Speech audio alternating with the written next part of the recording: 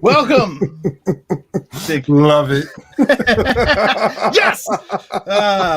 I love it. I love watching people seeing that for the first time. That is our MCU Mondays intro for the time being. We're working on a new one for when Loki comes out, so make sure you stay tuned. But as usual, it is MCU Mondays. We are here on Geek News Now Live.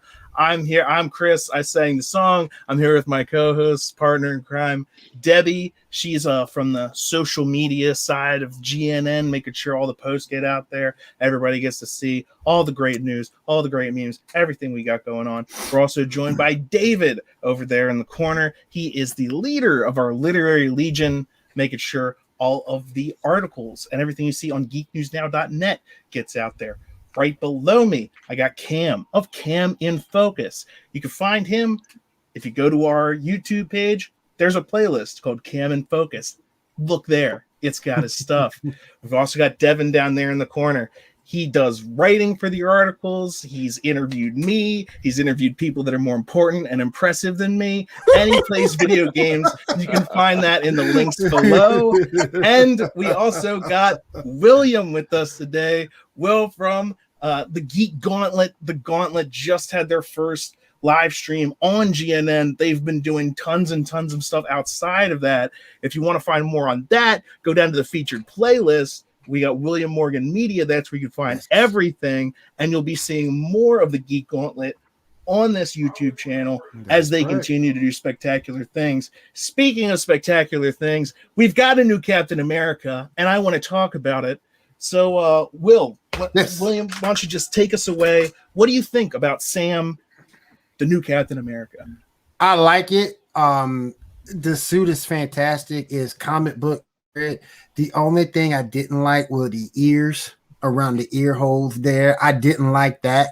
But other than that, it's just comic book accurate. It's fantastic. Another thing that kind of bothers me about Sam, he's not the best fighter in the world. He needs hands to be a hero, and while he'll be okay against a normal thug or something like that, as you saw in the previous movies, against Ant-Man he lost, against Spidey he lost, so he needs to get some better hands. Maybe Bucky can help him out, I don't know, but other than that, the series was fantastic. The new Cap is fantastic. The speech at the end I thought was amazing. It was just this fantastic. Anthony Mackie did a really good job with this. I have no qualms with it other than the fighting. Yeah. And I think, to speak to your point about the fighting, we did see in this series he's helped out by like the wings, and that's kind of why it's important that the suit that he has now, if he's not going to be like the serum, if he's not literally going to be a super soldier, he needs those wings. And this one's upgraded even further. We see at the end, it's and he uses the shield though with it. I thought that was very cool how they incorporated that. Like when he uses it on the bridge, and like his wings come together and then support the shield. And I was just like, that was cool. You know, there's some very cool moments there, but at the same time, he's not a super soldier. He is reliant on the tools that he has. And if it was as easy for, Kylie or whatever in the one episode to rip his wings off, what's to stop that from happening again? I hear what you're saying about the fighting. Gotta get better. Well, I mean, Iron Man wasn't the best hand-to-hand fighter. He had a suit to help him, and there were plenty of times Iron Man got taken apart and put back together and rearranged. So it's. But one thing I think that's key about Sam that makes him the perfect Captain America is what we see in both Civil War, Winter Soldier, but also what we see here, where he has the empathy and he has the ability to talk, and he has the gift of gab. He is, Steve Rogers wasn't much for one for speeches. He never was. Steve Rogers, he came from a good place with a lot of heart. Sam actually has training in how to de-escalate people. And when you're talking about situations where the world is as highly tense as we see it in the show, his ability to do that, and we see it in that amazing speech at the end, he has this ability that Steve Rogers didn't have to de-escalate the situation. So, brains over brawn, but he's got to have. I think the wings are necessary, but when you have a superhero that doesn't have superpowers, he needs every advantage possible. So it makes sense to have the wings and have the vibranium suit. And I agree with you. The ear holes look stupid. I wish they had discovered that. I missed it entirely. Now I'm gonna have to go back and I'm probably not gonna. I'm gonna go watch it again, and it's all I'm gonna see. I'm just gonna be like the ears, man. That was not even on my list of things that and now I'm probably never gonna not be able. I'm just gonna be like those ears. I can't wait to actually go back and look. Oh my gosh! It looked totally uncomfortable. Yeah. I don't know. I don't know why they just didn't make it a whole. I think, and watching Anthony Mackie too, the way he carried it. I mean, you could tell he couldn't move his head. I mean, he had a Batman syndrome going on. I was going to say that was the point too. He was having to look with his shoulder. Yeah, because I'm sure move his neck. I'm sure if he did, those ears would pop out of the. But look, it's version. It's like it's the Mark II. Okay, this is or the Mark. I think he's acting like the Mark IV at this point. All right, give it time. It needs to evolve a little bit. Yes. If the MCU's costumes, follow the trend that they have, where every subsequent entry in the MCU, main character gets a new costume. Luckily, we're not going to have to deal with this one for too long. That's true. This next one focus tested real well. All right, we got rid of the ear thing, and let me tell you, people are loving it. It's going to be interesting to see. I did think, though, actually, and while I got you here, William, in the beginning of the series, there was kind of almost a throwaway line when they're asking about, Captain America. Where is he? Oh, he's up on. And it comes from Torres, and he's actually a legit character. And if he's bringing it up, he says, "I heard Captain America was on the moon," and this is the closest person I can ask. What that is. In this latest episode, we had when Sam comes in, suited up, Captain America. He's saving this secret council that's in charge of, basically all the secrets of the world. And so one of the guys coming out of there, when he's like, "Who are you?" He's like, "I'm Captain America." And one of the guys from the council goes, "I thought he was on the moon." Is Captain America on the moon? If you go by current Commander Rogers. If you go by current storyline in the comic books, he is. I mean, we're gonna see Captain America. We'll see. And there were also rumors of deleted scenes that got cut. You saw Old Man Cap? Yeah, because people were talking about. People talk about a lot of things. Though you never know with rumors. People make up rumors just for the fun of it, just for the clicks. So you never know. But was it true that the show is supposed to be more episodes than the original 6? How many was it? I think it's supposed to be 8 episodes, but it got cut back because everything started getting a little too real and close to home with COVID-19 and things of that nature. I think that's why they cut it back somewhat. If right call, I could have handled it personally, but I can't speak for anybody else. I would have loved to see the series go a little bit longer, stretch that bad boy out to 8. I would have been happy, but the 6 for what you got is great. I think so, yeah. And the character arcs for the characters that we got were very satisfying. Yep. Bucky, coming, Sam becoming Captain, and he starts. It's not just like, oh, here's the shield, and then you're Captain America. Right. He had to go through these different things. His family life, balancing that with like, oh, how am I gonna save the day? Is it by being here for my family? Is it by or is it by like stepping up and being Captain America? Which when he talks to the previous black Captain America that was never recognized, that guy is like, no self-respecting black man would ever wear that. Which I was like, that's huge, because what does that mean to him? I can get how someone would be feeling that way, and then he decides to do it anyway, and you can see how much, and he's not doing it for himself or for what he believes necessarily, he's doing it for what it means to all those other people. Yep. Like when you see the older man and the younger guy taking the video, and the older guy's like, "That's Black Falcon right there," and the kid's like, "Nah, that's Captain America." Captain America. Like, that's Captain America. And that means that's important. I got thinking about the Isaiah Bradley situation, and you may have talked about this on your. I unfortunately had to miss your panel last week. And and if you cover this, I apologize, but Isaiah Bradley's view of the world is extremely narrow because he was a soldier in the 50s. He was a black super soldier in the 50s, one of the few that we learned survived the super serum tests. Even in the comic, I think in the comic books, there was like, what, 300 or 500? Some like insane number of black men were tortured and given the serum in the 50s.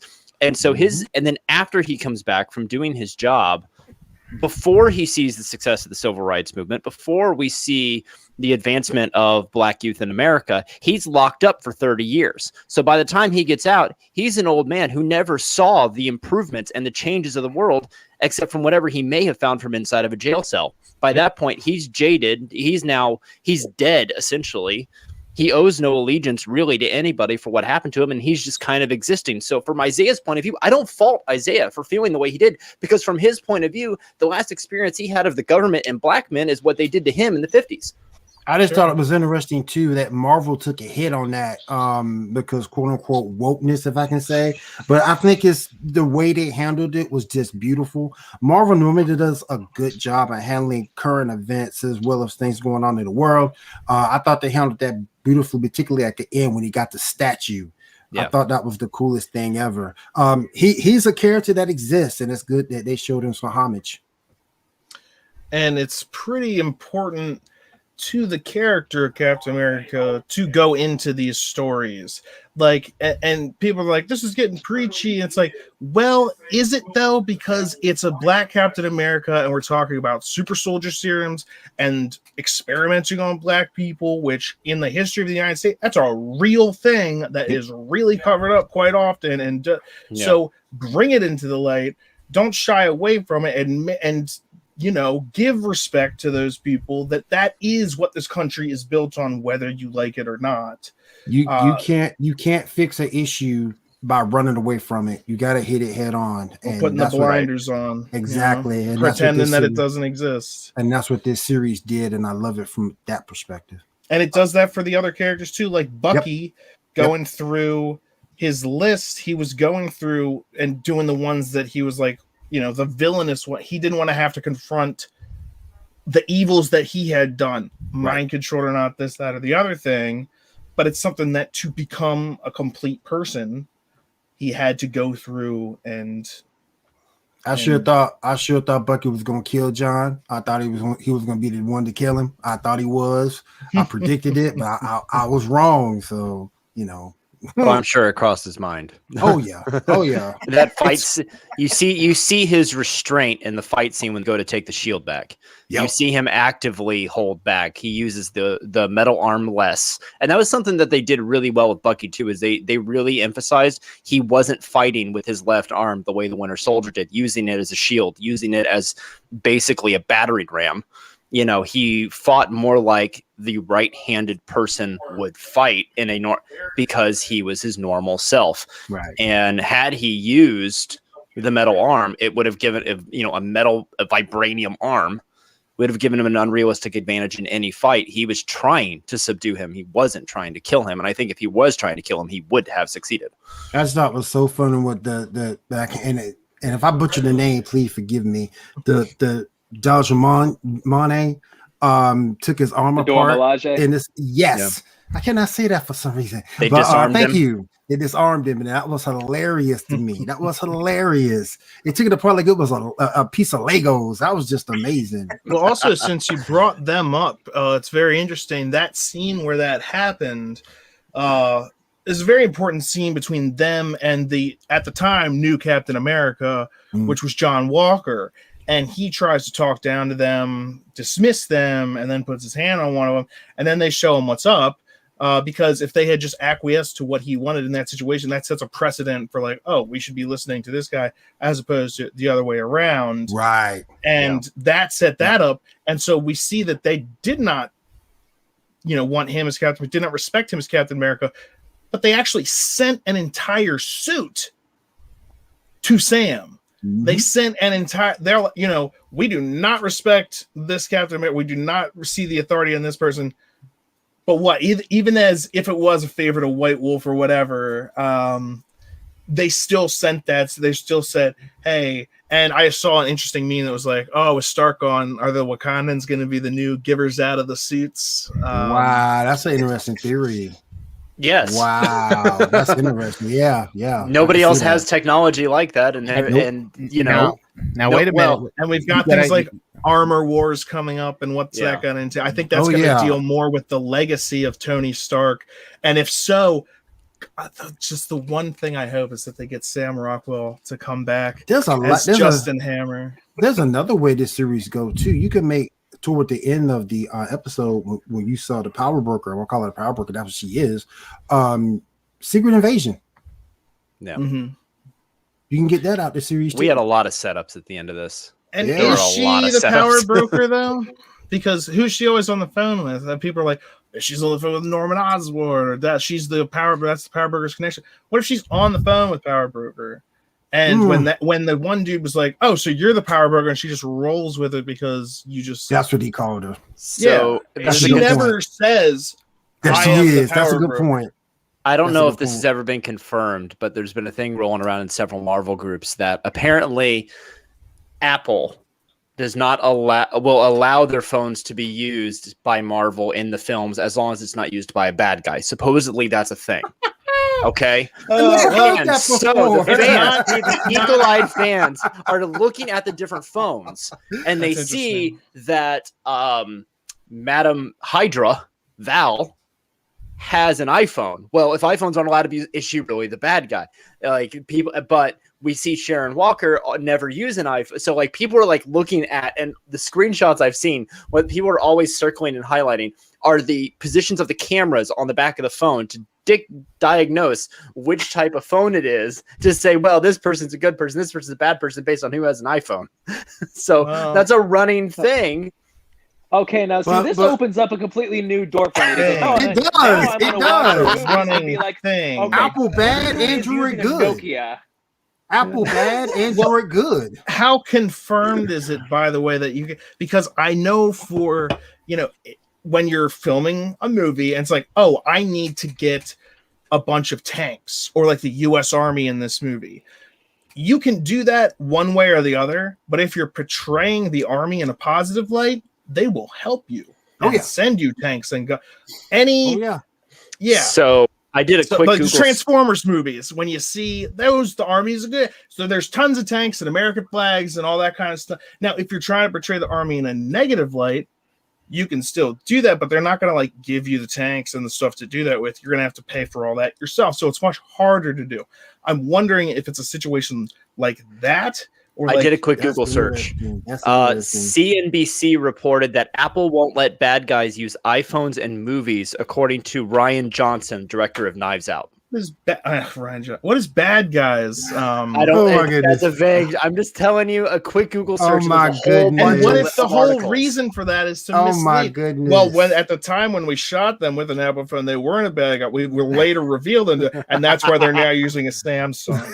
Yeah, and it's like, well, thank goodness that we've gotten that nonsensical about all of that. It was Mephisto. Mephisto's behind that. Yes. The whole time. From the scrolls. Yes, we're getting Mephisto in some type of way, doggone it. Yes. Okay. That's great. That's one of the wilder. I had not heard that yet. I've never heard that. That has literally been in my feed like 12 times today. Oh my goodness. That theory. People going back with screenshots of the show saying, oh, he's got an iPhone. Oh, he doesn't. That's secretly like, guys, come on. I've never heard that before. That's it's Marvel. I'm pretty sure they can 3D print a fake phone. I mean, Mephisto and iPhone are only separated by one letter. I don't think that's a coincidence.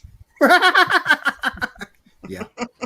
It's almost an anagram. It's almost.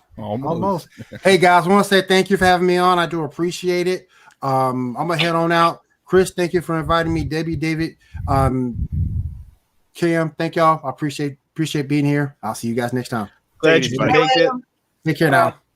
That is William from the Geek Gauntlet, and you can find him in the description below. There's all kinds of links there, but he's got his own show where they talk about all different kinds of geek stuff every week, and it's very good.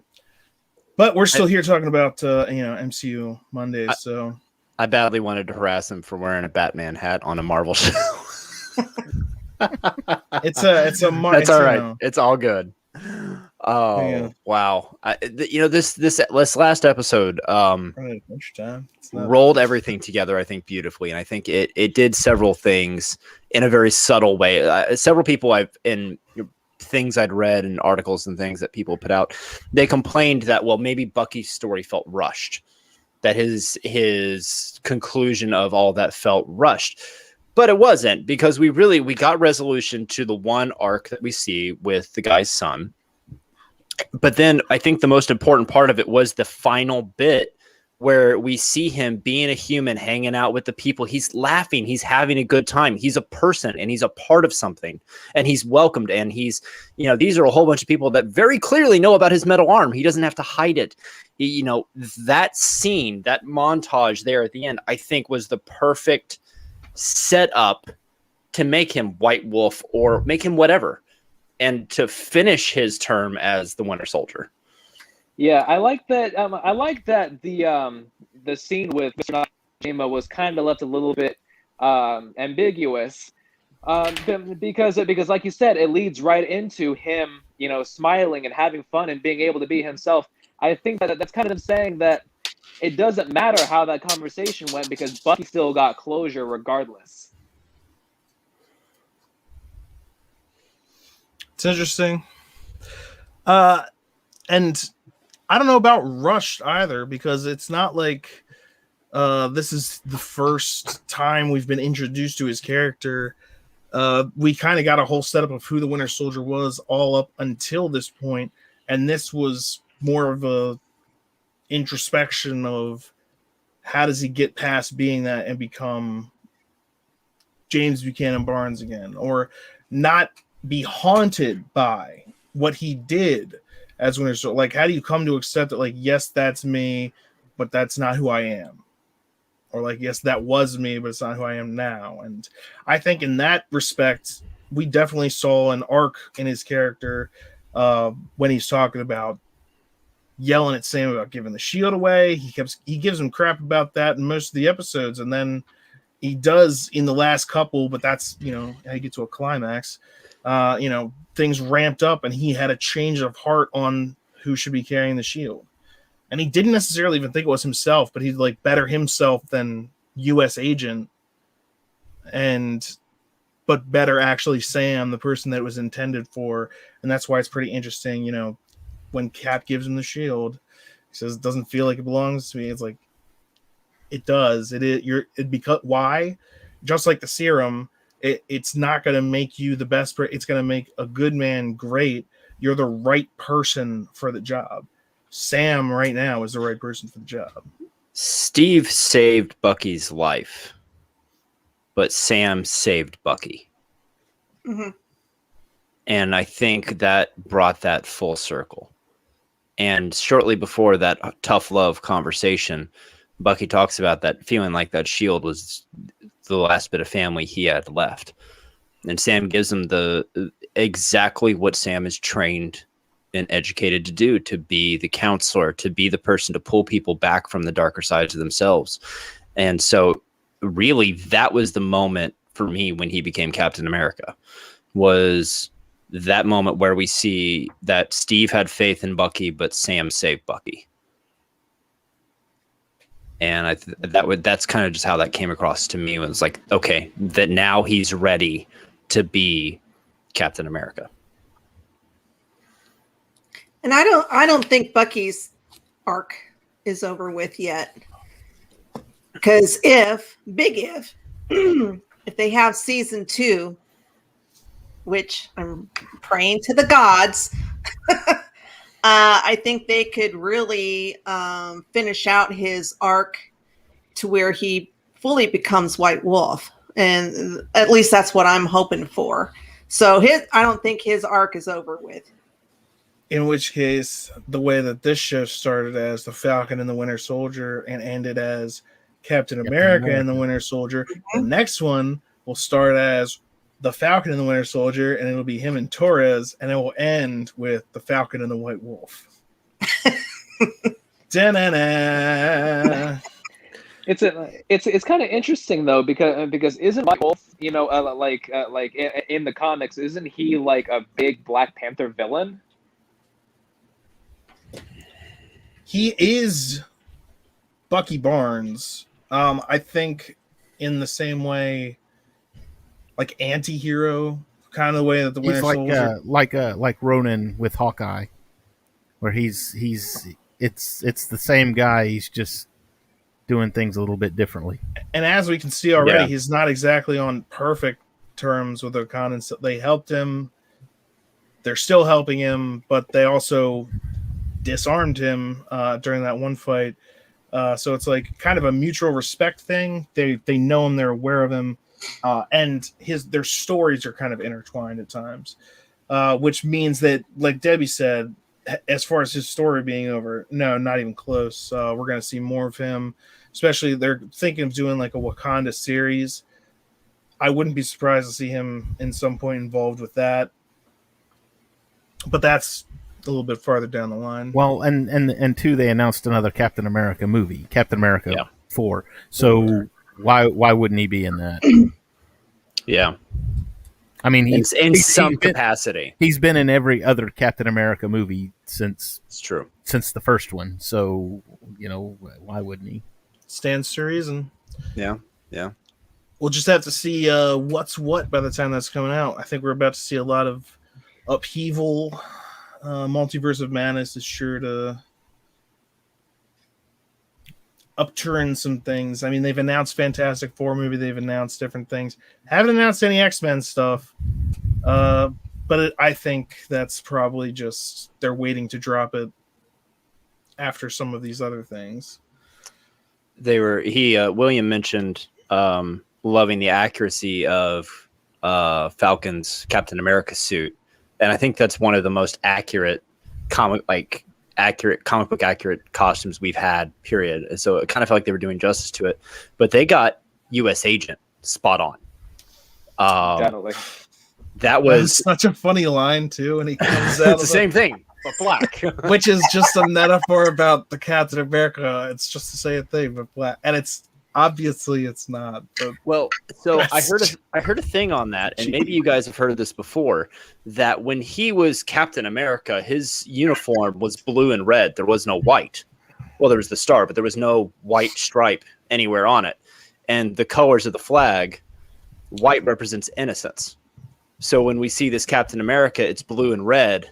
He has the justice and he has the bravery, but no innocence.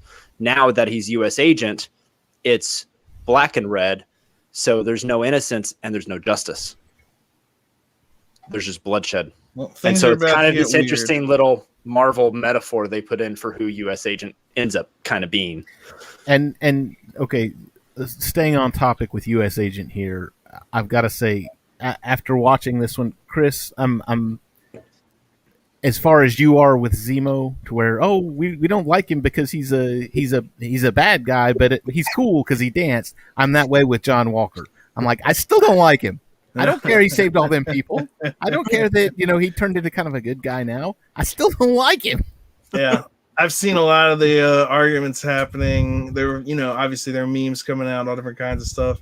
But it's like I see after this one of the memes is like, we like John Walker. And I was like, who's we?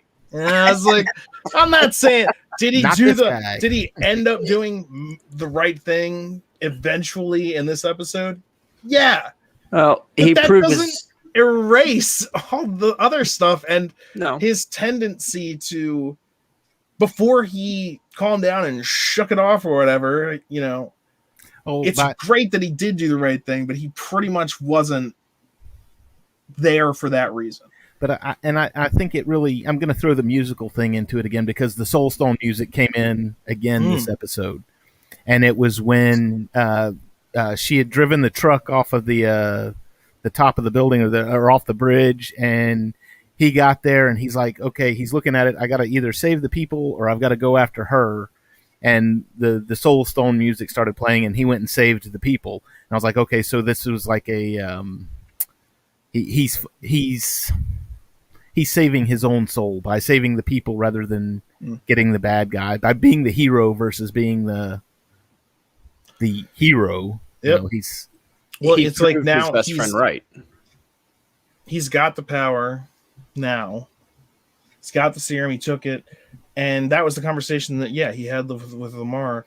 That how many lives do you think we could have saved if we had the serum?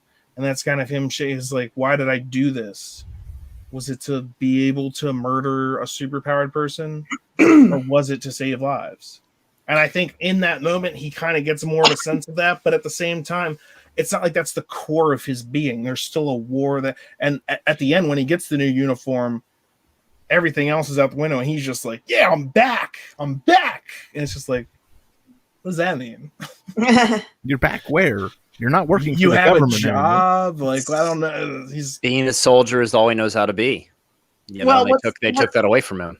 What's interesting is during one of the fight scenes, I can't remember which one, but his shield is like right in front of his face, and you can see him looking at his Medal of Honor that he put on the back of the shield, which is kind of reminiscent to the comics where he had a photograph, I think of his parents or something like that. And to me, it seemed like that's what kind of brought him back, not to be a good guy per se, but in that moment, because it looked like he was fighting with himself. He was he was doing this, and he does that little twerky thing with his head. He did it throughout the episode, where I don't know if he's still adjusting to the serum or that's sure. It's like, clearing your head, like if there was a fly buzzing around your face, and you just kind of, he does that. He shakes. And when he's doing that, he's literally trying to clear his head, get his thoughts in order. Why am I here? What am I doing here? What do I have the power to do? What will I choose to do? Looking at that medal, that goes right back into that same conversation. When that's what they were talking about, was when he got that Medal of Honor, was, imagine how many more people you could save if you had the serum. And they're talking about lives saved, but he had to watch so many other people die. And so, he looks at that and he's like, this is what I should be doing. But now that shield's gone, right? And now he's U.S. agent. And is he going to get do you think he's going to be carrying a new shield? Because in the comics, I'm pretty sure U.S. agent actually carried the shield for a while. He carried a shield that was similar to the first one Captain America carried, that was more like the Templar shaped medieval style shield. As opposed to round, it's kind of right. It was top and then... and it was colored to match his black and red outfit. But the other thing too that Lamar said was, in the heat of combat, he always knows the right thing to do. He always makes the right decision. And so there, he had a chance to go after Carly. He had a chance to continue his fight with him, but instead he throws his shield aside and he does the right thing. So I think part of it too, the whole where it's always kind of been there, but the whole head twitch thing that he does really showed up in the last scene where he's talking to Val, where he says, "Thank you, Val," and she's like, "Don't call me that," and he's like, "Understood," and he just kind of shakes his head and just kind of shakes it off, and it's almost like he's fighting with a second personality. We don't know. We never saw him take the serum. We don't know exactly what it's doing to his head. And that could also be part of his PTSD. Mm-hmm. That too. Yeah. He's shake it off, all that kind of stuff. Which is part of his personality, which is part of the super soldier serum is enhanced brain power, for lack of a better term. You're smarter. You think faster, which means, Bucky remembered everybody he had killed for 100 years. So, maybe he's suddenly flashing through and, things coming back up. I think it'll be interesting to see exactly what it does to him and how it ultimately breaks his mind down, I think. Yeah, like the whole John Walker topic has been like a hot topic since the beginning of the show, and one of the big things that a lot of people talk about is whether or not they like him as a character. It's such a polarizing topic for some reason, and I was thinking about it for a while, and people take a character like this and kind of put him on like a black and white spectrum as far as like, you know, the different sides to his character. And a lot of people kind of aren't taking into account the fact that there's a difference between relatability and understandability. You know, while you don't necessarily relate to him and you don't agree with the things that he's doing, I mean, obviously, I mean, he you know, crushed a guy's thorax in the middle of a crowded street. But you understand and you take into account like the broader context of his character and everything that he's been through, and especially during that courtroom scene, I think it really came to light there. You understand, and I think that being able to understand a character is what makes a good character. You don't have to agree with what they do. You don't have to like them as a character, but to understand the meaning behind what they do, what they say, how they act, that is what makes a good character. You care about them. It's like you can see the humanity in this person. Like, I understand why he did what he did, you know? And it's that kind of, I can get it. Who am I to say if I had been through what he had been through and if I was put in that situation? I think you can see, or maybe you can't, but I think, you know, we can see how this person is affected, and they're human and they can make mistakes. They're not just perfect. And when he takes the serum, he's not just perfectly making all the perfect decisions. He actually is still faced with different choices and different consequences of his actions. And absolutely, it goes into like, what is the nature of your strength and how are you going to use it? I'm more convinced than ever Wyatt Russell was right for the role. Absolutely. Oh, he was great in the role. Absolutely. 100%. Yeah. And I think that's one of those things too.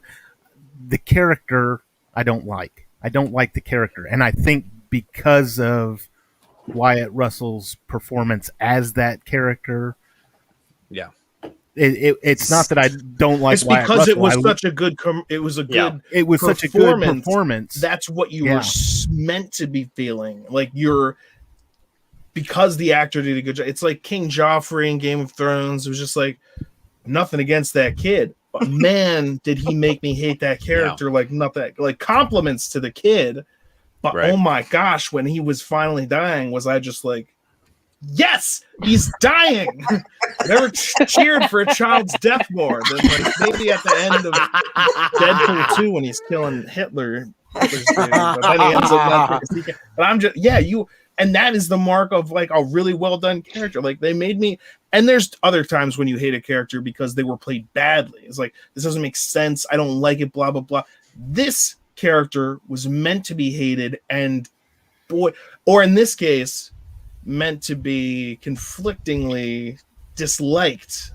And boy, did they really do a good job in that. Yeah. The same as they did with Zemo, and who blew up the rest of the super soldiers, by the way, the leftovers. His butler was the one doing that.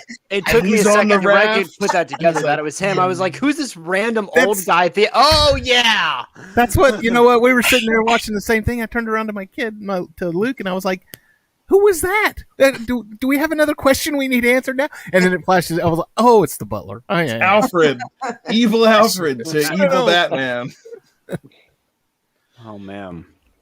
That was interesting. That was a good, and Lady Hydra, or Fontaine Val or whatever, she just says that's the best result that could have happened, because again, it was the same as when they came out of the courtroom and she goes, those suits and ties, you know, they have to do what they've got to do for the cameras, whatnot. This is actually the best result. It's the same thing. It's like, it just saves everyone a lot of paperwork. Killing, you know, getting rid of all those things. And then she goes right into the weirdness speech. Things are about to get weird. We're not going to need a Captain America. And that's probably, people are talking about Secret Invasion, Skrulls, things are about to get weird. Thunderbolts as well. I mean, just all the mention of the raft, and that's why when they were originally like, we're going to send these super soldiers to the raft, I was like, well, there you go. And then they blew it up, and I was like, well, touche, Zemo. Suffer not a superhuman to live, except Bucky Barnes, apparently. He's He cool like- with Bucky. He's likes like, Bucky. we've come to a terms. We've come to. I convinced him that Marvin Gaye was cool when we were on an airplane one time, and then He's out of line, but he's right. now we're But like something frenemies. So, something I found kind of. I'm sorry, I didn't mean to interrupt you. Go ahead. I was gonna say something I found kind of interesting, and it kind of makes me question. Well, not necessarily question, but more ponder Val's actual motives. Is the fact that the whole U.S. agent unboxing was what was done in the courtroom. They could have had it done anywhere. They could have had it done out the hallway where they first spoke, but it was actually in the courtroom. I found that kind of interesting, and it makes me think that that to some degree, Val is involved with the government. I know that she's known as Madam Hydra, but I think that since she's appointing the U.S. agent, she calls him U.S. agent. I feel like she's going to be. Maybe she's going to help set up the Thunderbolts. Maybe she's working for Thunderbolt Ross, or She's maybe gonna she's be Thunderbolt Ross Superior. Yeah, she's going to be involved heavily, and your instincts about her being involved with the government are spot on.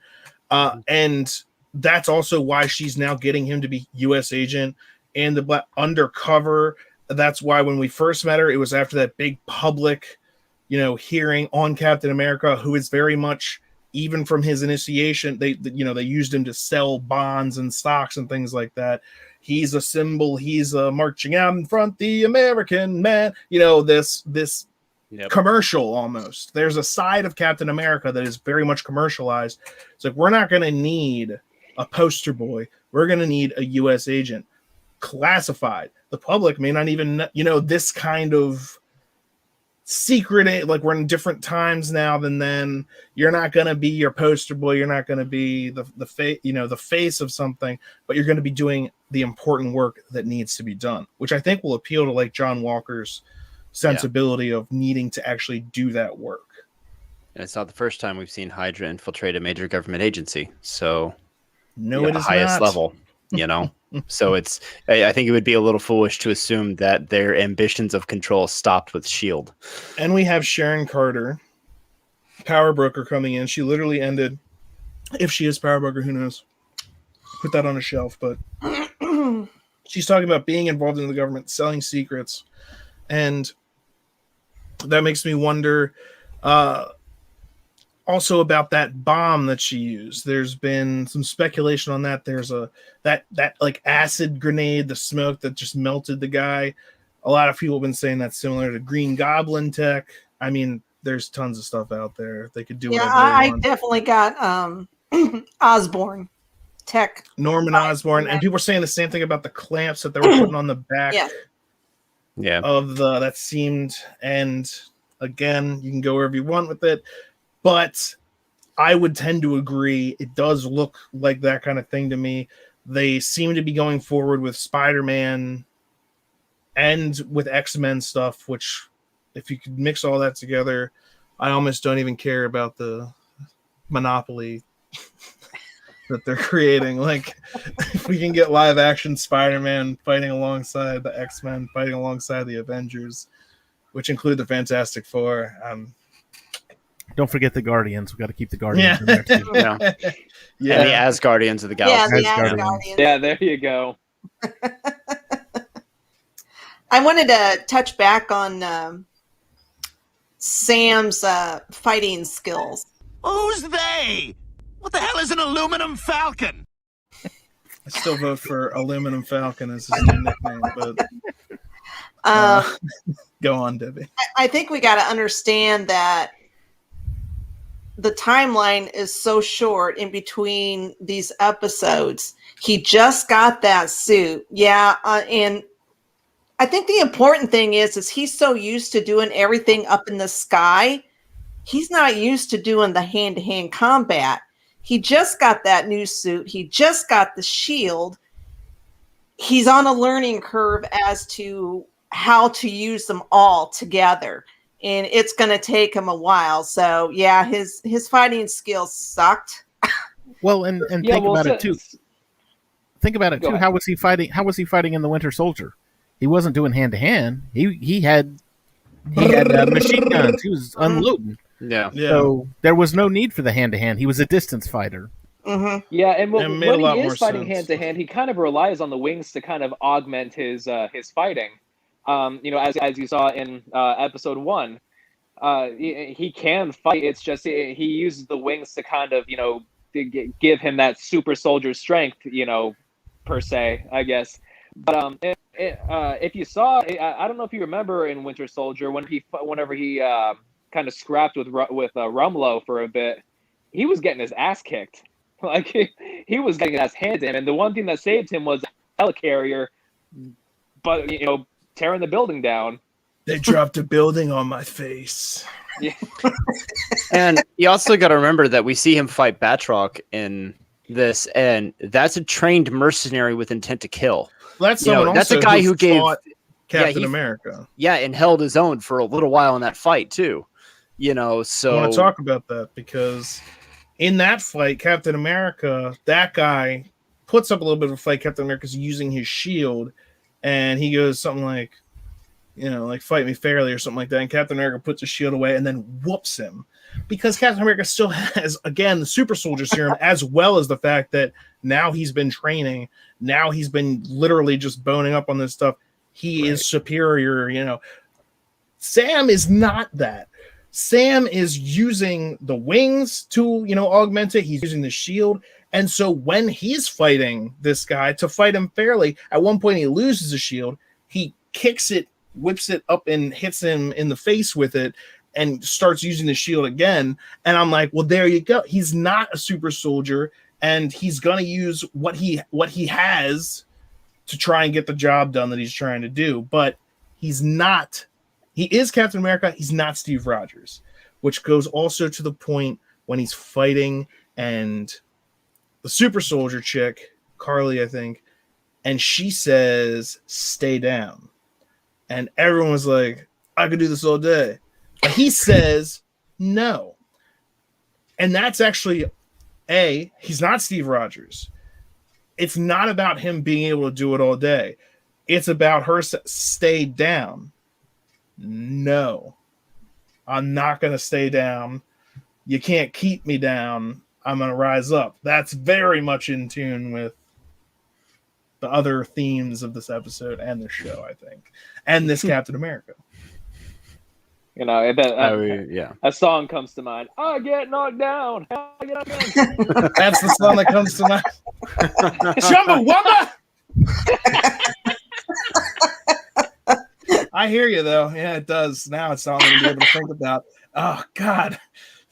Brand new that's Captain what I call America. music. Strength. I get knocked down, but I get up That's again. gonna be the next Yeah, GNN go, music keep video. me down. Okay, so here's a question. Oh, good Lord. It just be a smash cut of all the times he gets knocked down and gets back up in a fight. Shut up and take my money. So here's the question then is would Sam be worthy to pick up Mjolnir?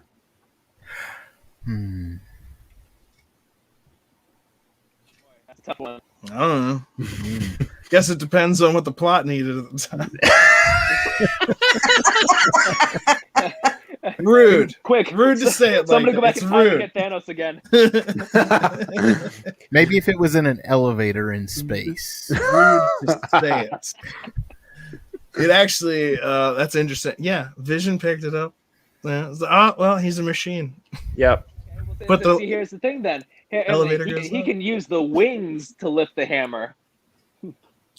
Oh, Well, yeah, the machine. I would That works. say that part of that also comes from like necessity. If it was necessary, and that's almost like basically saying if the plot needs it, but it's that kind of like part of the reason that Cap was able to pick it up then in Endgame is because like he was worthy, but it also needed to happen, and Thor had another weapon. So I don't know. Here's the thing: why wouldn't someone else be wielding Mjolnir that that Sam would even need to be picking it up. Well, I mean, But Madam could he Hydra pick it said up? things I are don't about to get know. weird. I don't know. Look. All I know, in Age of I Ultron, don't we know. didn't have Sam yet, so he never got a chance at the party. All right. Oh, so no, it's no, just, he was Your at the world- party. no. Avenging He- is your world. Avenging He just wasn't is there for the Your after world party. is crazy. He wasn't there for the after party. Yeah. Oh, that's right. Your world is crazy. I'm happy just chasing up cold leads on our missing person. And so then I dropped the tank on his front lawn. Boom. You looking for this? That's right. War Machine story. I'm excited to God. see Don Cheadle come back as War Machine. I hope the very first All the line, he just memes. shows up, he lands, and the mask comes up, and he just goes, boom, looking for the. Boom. Looking for this? Yeah, that's right. All the memes that I've seen, Sam opens up the box and it's empty, and the corner broom is just, Boom. it's Don Cheadle holding up a couple of wings. Boom, you looking for this? Looking for this. No, my favorite meme so far has been a split shot. The top one is the angle of Sam looking inside the briefcase, and then it shows inside the briefcase, and there's just a postcard that just says, "I run off with Sarah," signed Bucky. Oh. Family is an F word. Peace. We got the boat working. We out. International waters. She has kids though. I just don't see how that's going to work. That's also why Bucky comes to the cookout at the end. Yeah, it's Uncle Buck.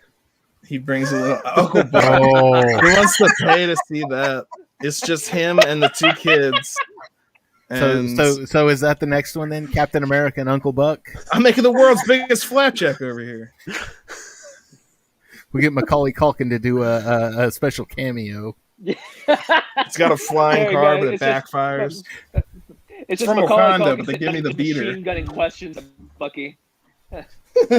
Well, where do you live in the city? Do you own a house? We're going- Apartment? Own or rent? Rent. We're going on vacation, kids. Where? Wakanda. Wakanada, Wakanada? What? Wakanda. The only thing that would have made the whole barbecue scene better is when he was holding the kids up with his arm. If it had just like disconnected and fallen, Gaboons. and he just like and has to reconnect, Some poor kid's just like, oh, what does this button do? Bzz, arm falls off. and they fall in the water. Oh God. Uncle Sam taught me a fun trick. Also, by the way, Uncle Sam. Now that he's Captain America, There you go. Uncle Sam. They did that on purpose. It's almost like they knew it was going to happen. I read some people who said that they weren't a fan of when Sam Wilson was made Captain America in the comics because they felt like Falcon wasn't as established of a character as we now have him to be. He was an established character, but it took a very long time.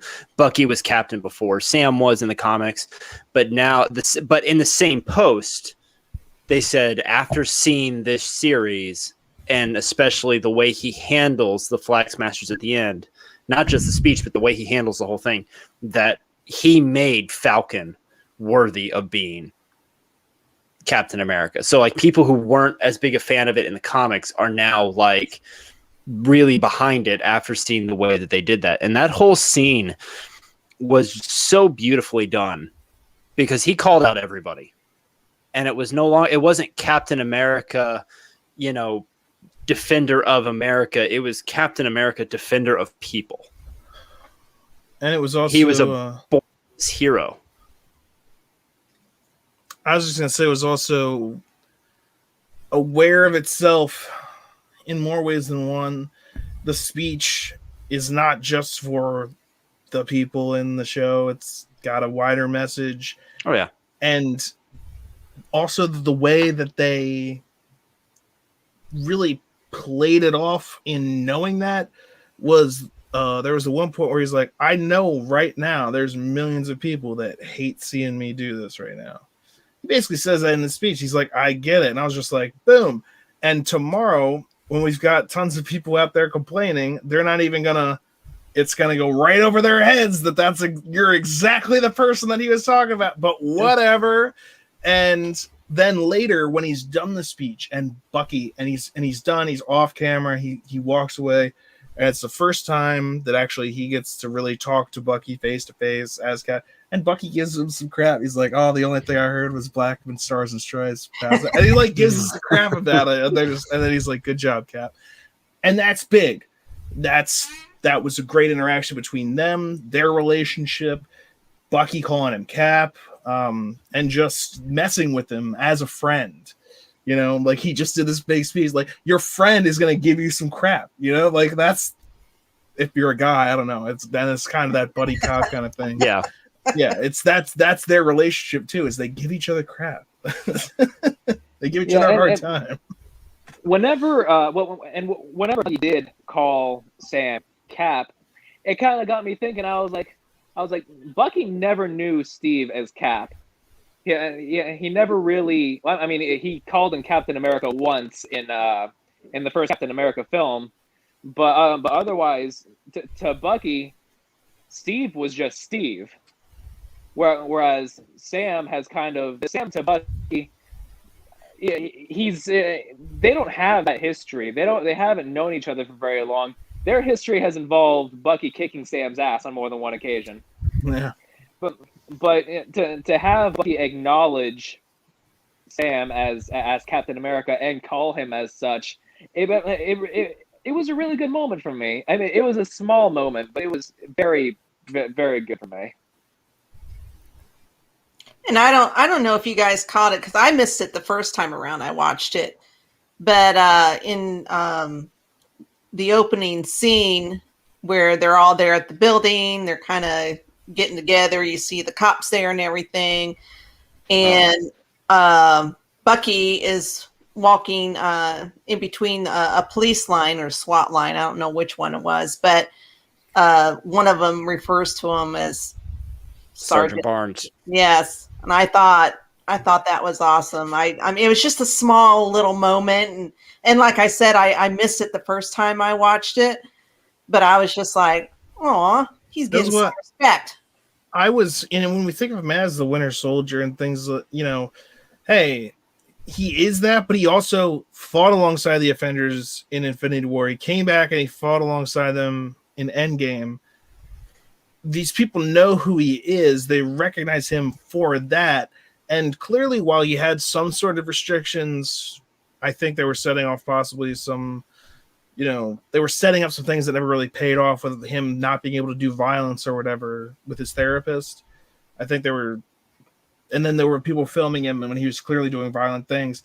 But all of that thrown aside, they're like, you're as recognizable of a hero as we have nowadays. Like, people, you're Bucky Barnes, and especially since that guy was in the military too, you know, they also have a greater respect for Captain America and Buck because they were in the military, and that's kind of how they got involved in those types of things. It's military service,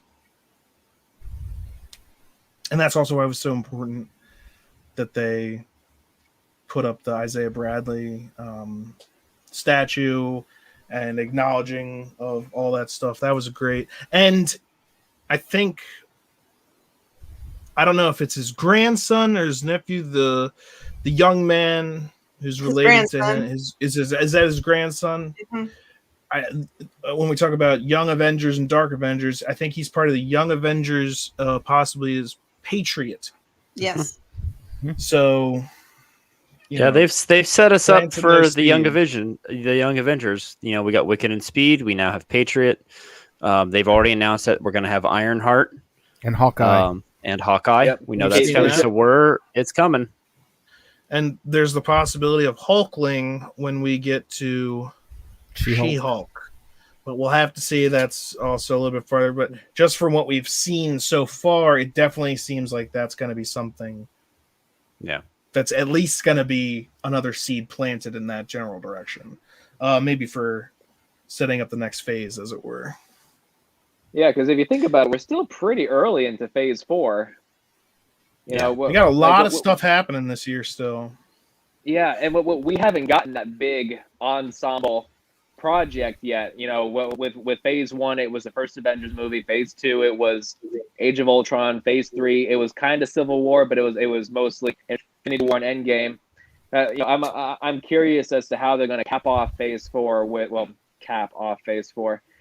you know, some big, you know, ensemble get together type of thing. I think that'll be Doctor Strange. You think so? Well, as far as I know, I mean, Partially, with yeah. Doctor Strange, all we're getting is him and Wanda. I wasn't sure if anybody else got announced for that. Yeah, That's I think also it would be too soon for that because Doctor Strange was supposed to come out right after WandaVision originally. well, it's not going to be an ensemble like a team up like the Avengers type thing. We're going to have to wait a little bit longer for that. But I do think Doctor Strange is going to be The setup. larger cast. It's going to be a movie. It's going to be setting up those things. And the ensemble that it's going to have, while it is probably going to be mainly like Doctor Strange, Wanda, and whoever is associated with that, the Multiverse of Madness, there's going to be tons of stuff introduced, teased, brought up, and then, you know, just to that you're going to have to go back and watch it again and again. I guarantee you there's going to be so many things. The rumors have been flying for a while, and even if you discard half of them or 90% of them, if you just take like the barest of the bare of what that movie could be, it's going to be crazy. Huge, definitely. And I believe Madam Hydra was originally supposed to be introduced in the Black Widow movie. It's something I was reading that was her original plan last year. So we know that she's going to play another part.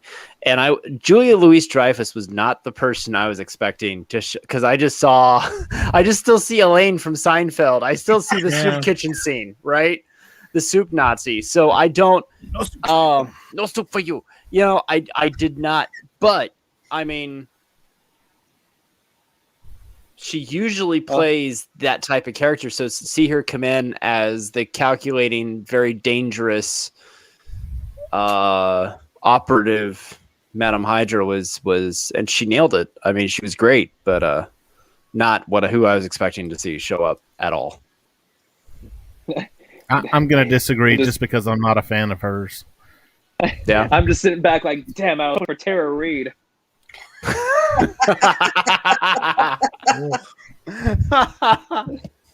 This isn't Sharknado.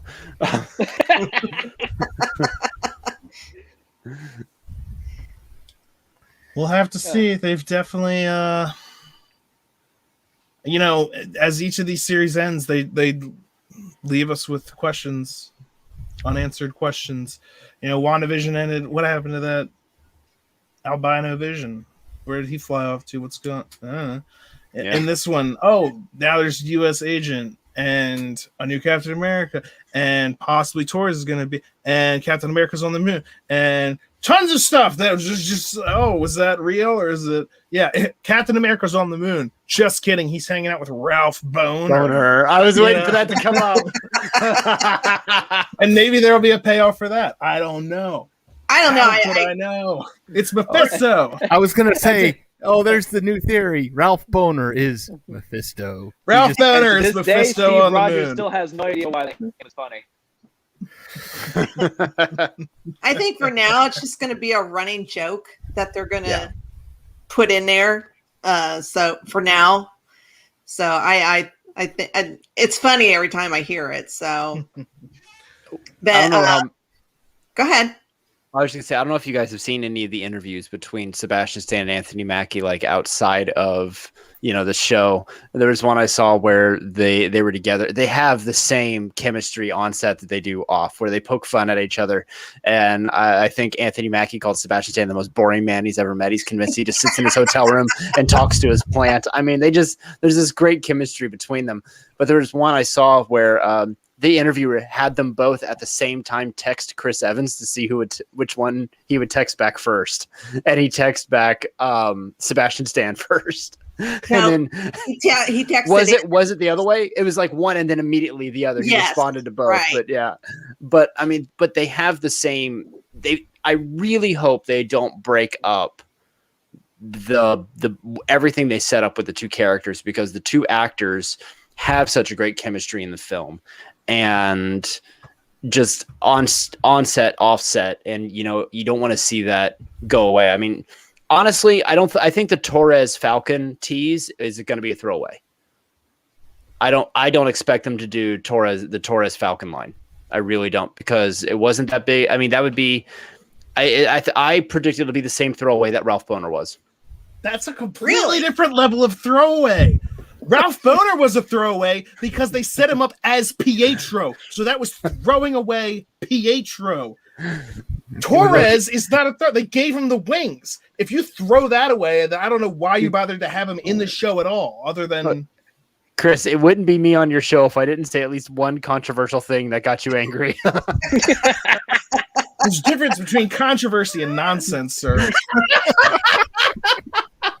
I'm with Chris on this one. I can't believe they would do that as a throwaway. It would have been nice when they did show Torres, like, if they were going to do that, like, showed when Cap was giving the speech and they were showing the different people, if they showed him, like, watching the screen while he's also, like, tinkering on the wings off to the side or something, like, just to have that as just a little background, but you see him working on something, but if you look closely, it's the set of wings. I don't know. We'll see. They even in the first episode have him trying to work on it, and Sam Falcon at the time takes it away from him, aka setting up the whole eventually. Come on. If they throw that away, I'm still, by the way, I'm a hopeless romantic over here, just underneath all my crusty rage.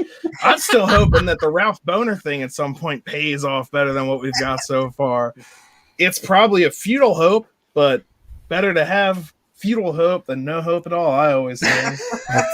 I'm telling you, that was a stab at the fans, and you will never see anything past that. It might not, especially considering the person that put it in there, I saw in an interview, was like, we had no idea that people were going to do this. And I was like, then you don't deserve the job that you have, and I don't know how you got it, you crazy nonsense person, Ralph Boner. Yeah, the actor who played him didn't even know that that's what his character was going to be until after they shot it. Like, yeah, there was an interview. Because why would you do that? Because why would you do it? Because I am this character, and obviously you just got the rights to it. So if this is literally just a boner joke, then you've mistaken this for a Deadpool movie in which it would be hilarious. This is not that. Yeah, Evan Peters just showed up on set one day, and we just decided to roll with it. Maybe that'll be addressed in Deadpool 3, though. Maybe he'll be. I got to go fix the timeline. I can't wait. We're going to change Boner. I'm so excited for Deadpool 3. He's going to just fix the Boner. Well, we're owned by Disney now, so we can't say fuck. No, the only payoff we're going to get away by the ear. It's like, you're in the wrong studio, Buster.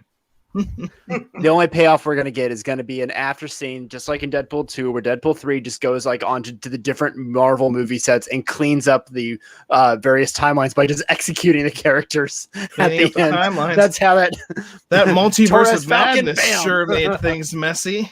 Bam, bam, bam, bam. So what you're saying is Deadpool kills the Marvel universe. That makes more sense.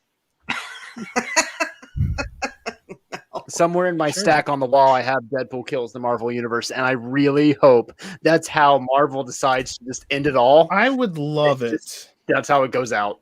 Look, the Deadpool game when it came out, not even related to, but the game, they had to reduce the price on it because they didn't even make it long enough. They didn't put enough time into this thing. But there are some real gems in it.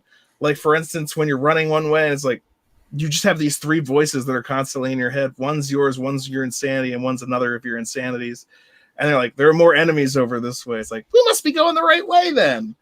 And then there's another point where you have to think. It's like, think of a thought, and that creates a thought bubble that Deadpool then jumps on top of because he can break the fourth wall. He's like, have another thought. And it's like, then he has to jump. I'm just like, put that stuff in the movies. Put that in just confuse the crap out of all the regular characters because he's Deadpool. I really want that to happen. I want him to be able to interact with these like normie superheroes and just be like, don't you get that this is a movie? And the only person who isn't fazed by it at all is Doctor Strange, because he's just like, oh yeah, it's fine. He's just walking by, just reading his book, completely ignoring all this crazy. Everybody's like, what is he doing? And Doctor Strange is just over here just reading his book. So did you catch when Sharon got her pardon and she's walking out of the courtroom? She kind of looks out to the audience and then she looks directly into the camera and kind of gives like a little smirk. Did you guys notice that at all? Yeah, I noticed. So And honestly, the first thing it made me think of was the Agatha Harkness reveal. it was Sharon all along. Oh, and I killed Carly too. I was power broker all along. I still disagree with that. I had no have a problem with hard it. time, as much as she loved her Aunt Peggy and respected what she did and how hard Peggy had to work to get to where she was. I can't believe she would But turn she is and not do that. her Aunt Peggy. I And know. she represents that group of people that's been there this entire 5 years that might not have this, people even say that to Sam's like, you don't know what you're talking about because you haven't freaking been here. And on a certain level, it's like, I kind of get that. It's like, you haven't. And it's great that you can't. It's like, we get that you gave up your life fighting to try and prevent it. And then we get that you're also still fighting that fight, but you haven't been here. And that 5 years might have changed her. And even in her bio on like Marvel, when it was just her sharing or her, they talk about her being like, she's very committed to what she believes in, even willing to like turn her backs on the organizations or whatever that she's a part of in order to do that. And it's like, if her priorities have changed, then she won't have a problem turning her back on, if that's even her, because there's the whole question of, are any of these people that we're seeing actually the people that they are, or are they Skrull impersonators? Do we think we're at that point? Like, I was kind of thinking, to be honest with you. Well, it's kind of interesting that you say that. I honestly hadn't considered that they might be Skrulls or anything like that. But I was thinking that maybe the Sharon Carter might be pulling a Darth Revan. She joins the dark side to bring down the dark side from within. You know what I'm saying? So maybe she is the power broker, but at the same time, maybe she's the power broker for the purpose of bringing down the people that work for the power broker. Or she's doing my playthrough of Knights of the Old Republic, where you're just joining the dark side. So, I mean, she was certainly a jaded individual. I mean, the government turned its back on her after everything she did, after standing up for Cap multiple times. She stood up for Cap when it came to, with the invasion of Hydra into S.H.I.E.L.D. She stood up for Cap. She stood up for Cap again. What has standing up for Captain America ever gotten her except grief, changing of jobs? Now, it started with she lost everything at S.H.I.E.L.D., which she was going to lose that anyway. But then she loses her nationalism to the United States.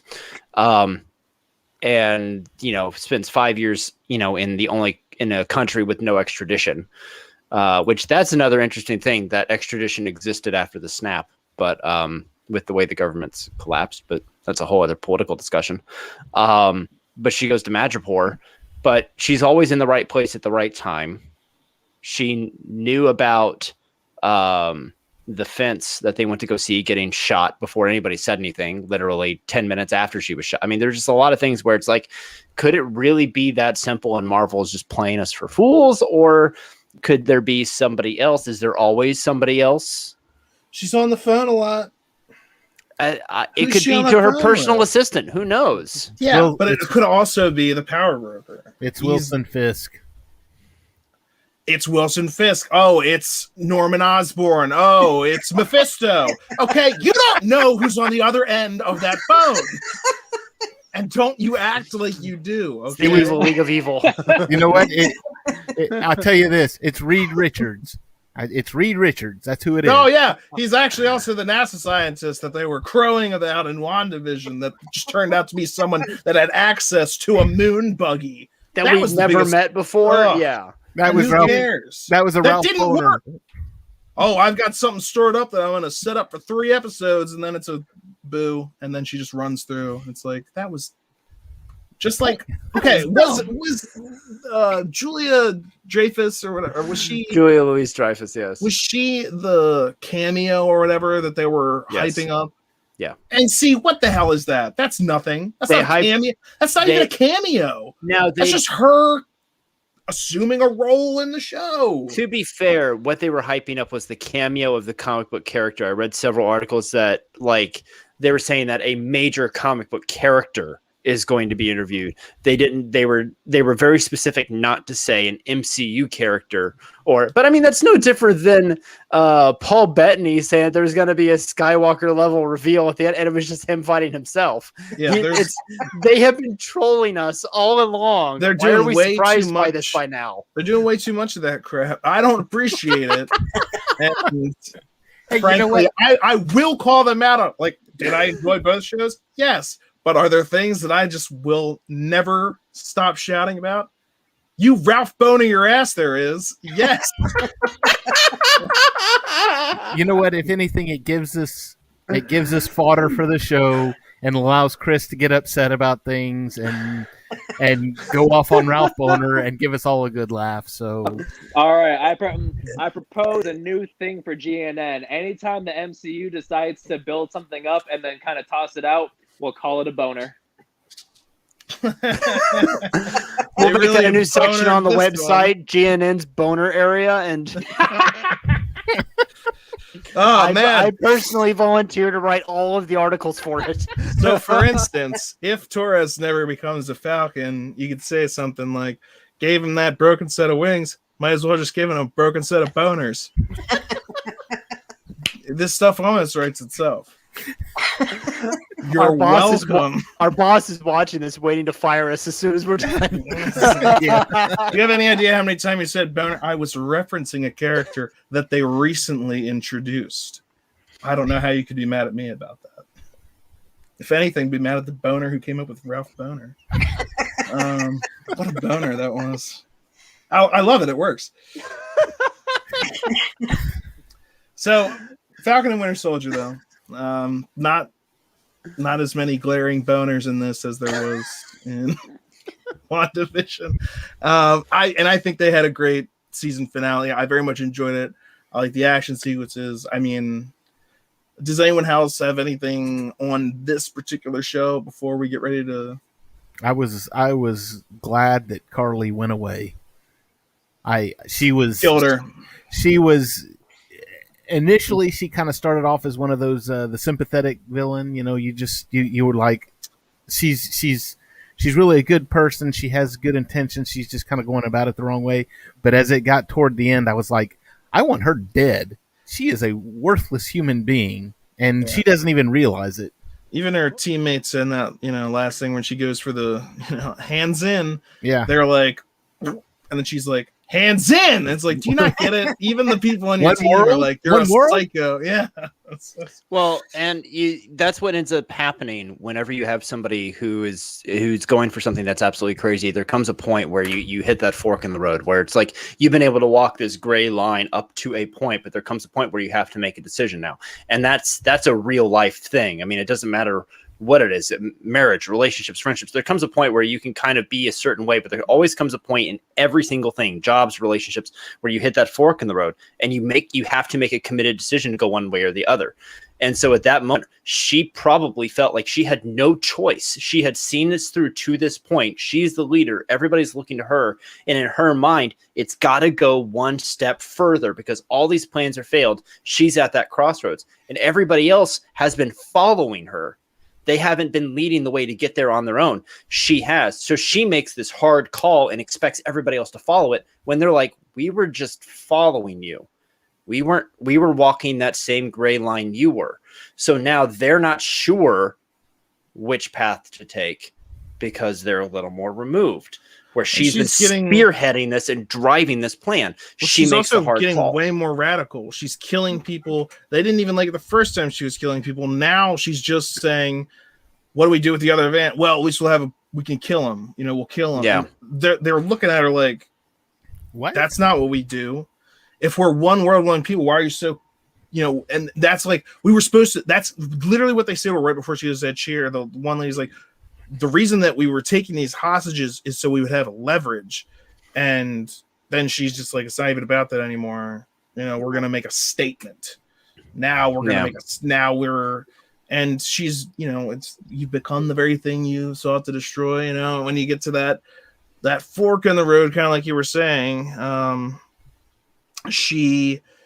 it's kind of what Zemo was talking about, her getting radicalized, and that's what Sam was fighting to stop.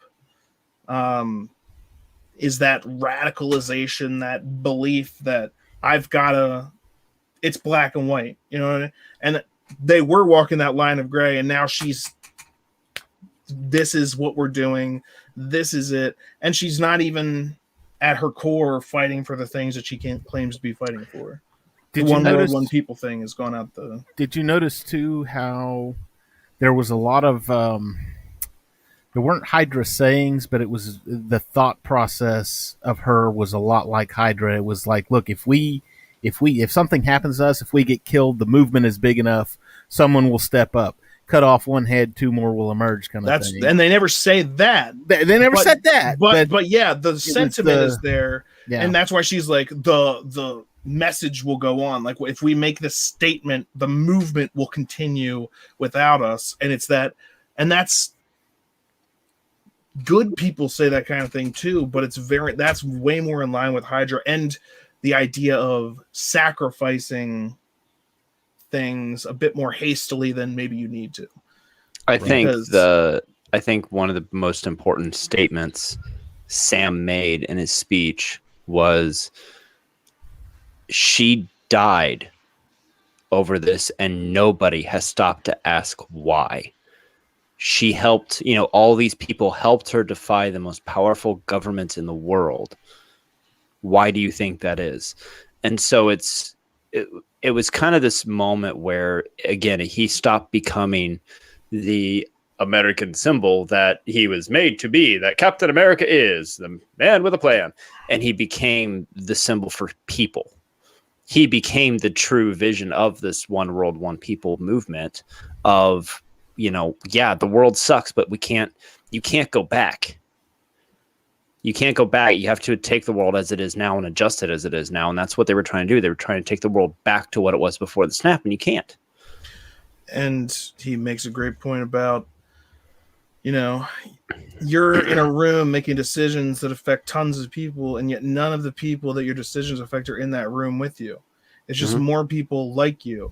So you're making deals and you're doing things that benefit you, the people in that room, but is it actually doing any good for the people that you're representing, which is also definitely a metaphor about our own government. And are you actually doing what's good for your constituents, blah, blah, blah, like you're the people, the people that you represent, or are you just doing the best deal that you can get? I make great deals. I'm a deal maker. Look at all these deals. I didn't have to fundraise as long because I made so much more money, and your people are living in poverty, potholes, I loved how this targeted everybody.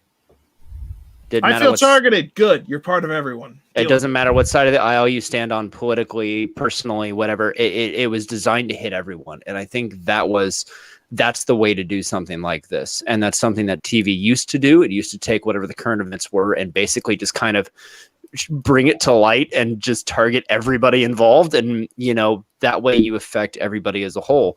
Now, I don't think there's anybody who could reasonably disagree with anything Captain said. So if you think about it for just a moment, the number of people unified by what he was saying, regardless of where you stand personally, there are things that unify us, and it's part of it is everybody got called out. I think everyone also goes into and the people that maybe have a problem with that, or the complaints that you see about, maybe I've seen it in the comments. This is preachy, or they're going too much for woke, or they're going for this, they're going for that.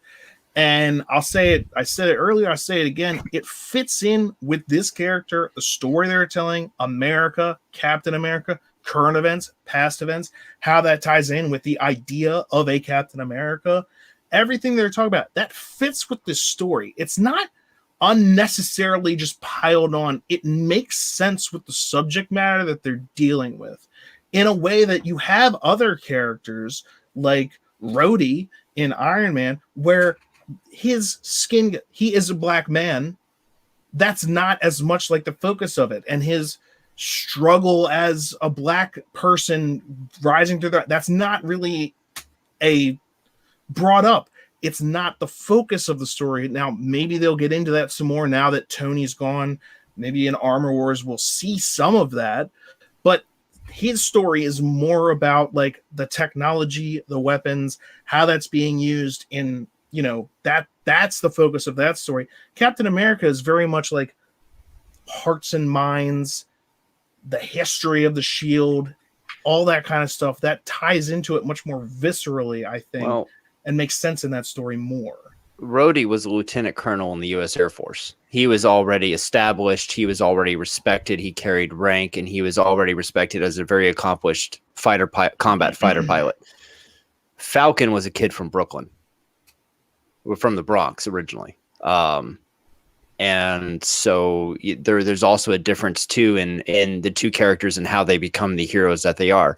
Rhodey continues to be the soldier that he is and command the respect as the lieutenant colonel that he is, where Sam is, I mean, people can't even get the name of Falcon right. Is he Falcon? Is he Black Falcon? I mean, people just, he does the same record. He's a guy who's a hero from the streets, and he's got to get the respect that you can only get on the streets by earning it. And so that was, I think, one of the really, that's the difference in the characters. It's like you can't even compare T'Challa to Falcon because T'Challa is, or Rhodey. T'Challa is wealthier than Tony Stark. Exactly. Yep. He's a king. It's different background, and that's what helps. Our experiences help define us, and who these heroes are and why is partially because of what they've been through and what they've experienced. And some of that's in the storytelling and some of that's a background to it.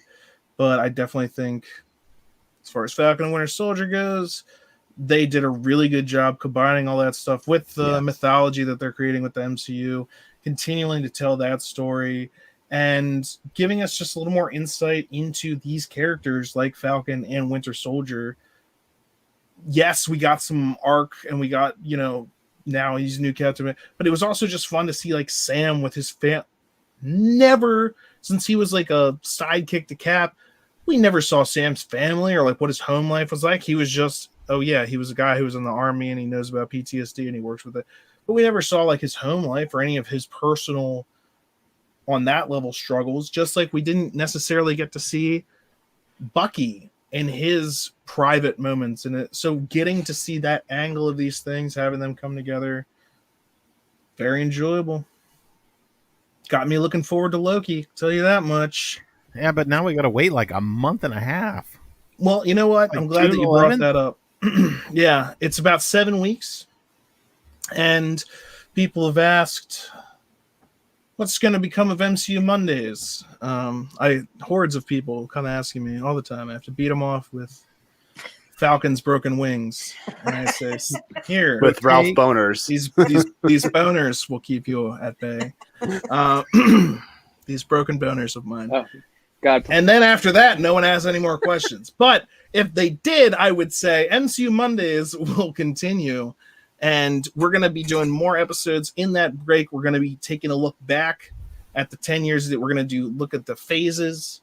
Maybe next week we'll look at phase 1, then phase 2, and just go over some of our favorite moments, some of the things that maybe we're seeing there coming to fruition only now.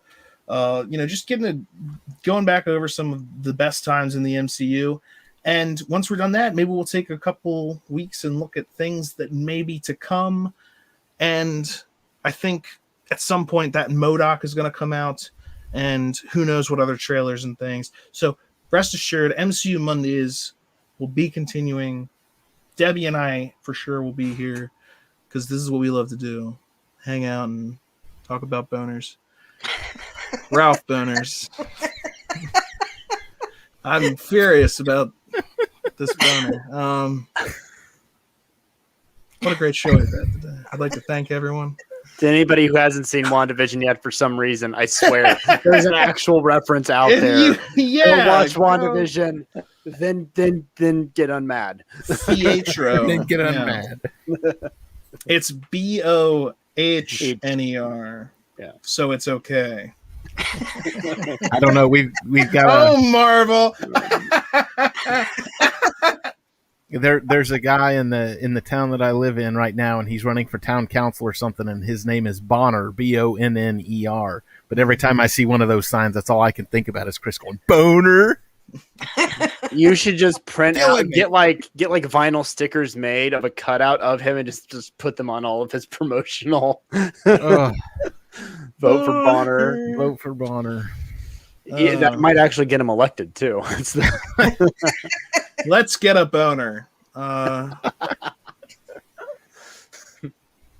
Anyway, I think that's Worked in the White the House. natural conclusion of this show, I would say. Do you want to put a bow on it? The show, not a... Anyway. Well, I want to thank everyone. If you're still watching, I don't know why, but we'll see you next time on MCU Mondays. I want to thank my panel for being here.